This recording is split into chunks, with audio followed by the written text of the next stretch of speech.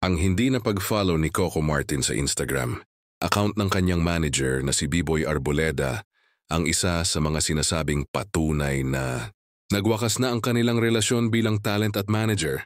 Si B-Boy ang presidente ng B6117 Management and Enterprise Inc.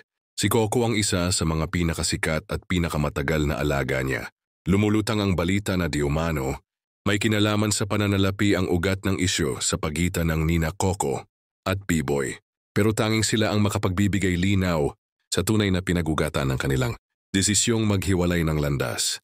Malaki ang naitulong ni B-Boy at Coco sa isa't isa mula nang mag-umpisa ang talent management.